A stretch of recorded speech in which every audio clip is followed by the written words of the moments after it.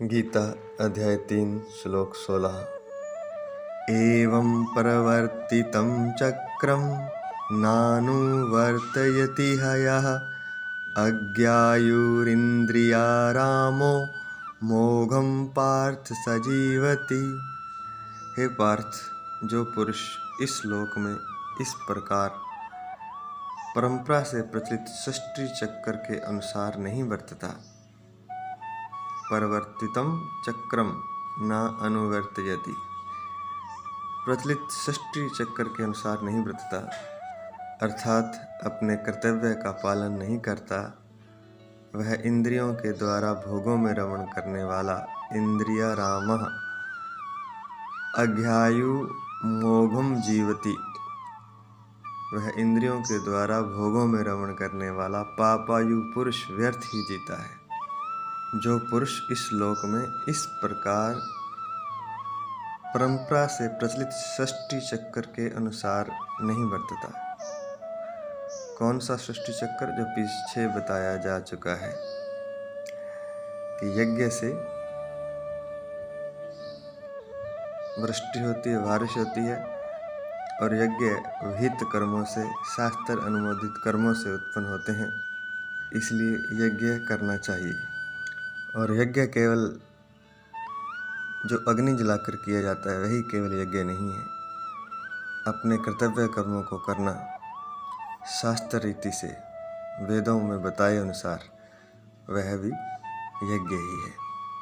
तो इस प्रकार जो परंपरा में बताया गया है उसके अनुसार जो पुरुष नहीं बरतता, अर्थात उसके अनुसार जो नहीं चलता है, अर्थात वेदों में जो कर्तव्य कर्म और यज्ञ आदि बताए गए हैं उनको नहीं करता, जो अर्थात अपने कर्तव्य कर्म का पालन नहीं करता, वह इंद्रियों के द्वारा भोगों में रमण करने वाला, जो कर्तव्य कर्म नहीं करेगा, शास्त्र विहित कर्म नहीं करेगा, वेदों में बताए अनुसार जो कर्म है वो नहीं करेगा, सुख के लिए, आनंद के लिए, भोग और ऐश्वर्य की प्राप्ति के लिए, और भोग ऐश्वर्य को प्राप्त करने के बाद, उनसे संतुष्ट होने के बाद परमात्मा प्राप्ति के लिए जो कर्म नहीं करेगा, तो साफ जाहिर है कि वो कुछ ना कुछ कर्म तो करेगा। जब इस तरह के कर्म नहीं करेगा जो परमात्मा की ओर ले जाते हैं, तो अवश्य ही वह भोगों की तरफ जाएगा।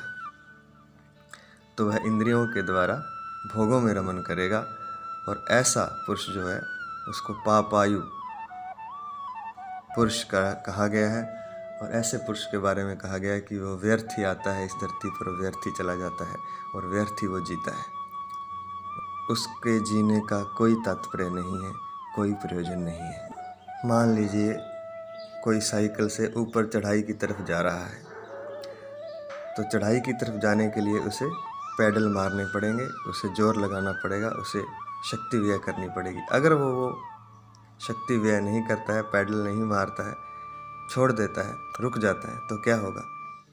क्या वहीं रुका रहेगा वो? नहीं, वो पीछे खिसक जाएगा, नीचे आ जाएगा। यहाँ से चला था, पहाड़ के ऊपर नहीं चढ़ पाएगा, ऊंचाई पर नहीं चढ़ पाएगा, यहाँ नीचे खड्डे में चला जाएगा। तो ऐसे ही जो परमात्मा की तरफ गति नहीं करता, जो चेतना को ऊपर की तरफ नहीं उठाता, उसके लिए नीचे जाना जरूरी हो जाता है। तो जो अपने कर्तव्य कर्म का पालन नहीं करेगा, वह परमात्मा साक्षात्कार की ओर नहीं जाएगा, तो वह इंद्रियों के भोगों में फंस जाएगा। जो ना करता सीना आगे, उसको जाना ही होता है पीछे। जो आगे नहीं बढ़ेगा तो वो पीछे अपने आप ही जाएगा, चाहे वो कुछ भी ना करे।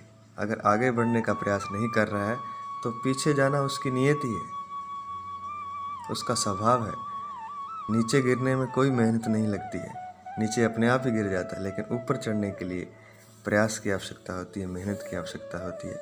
उसी बारे में यहाँ बताया गया कि जो पुरुष परंपरा के अनुसार अपने कर्तव्यों का पालन नहीं करता है, अपने कर्तव्य कर्म नहीं करता है, वह इंद्रियों के भोगों में फंस जाता है।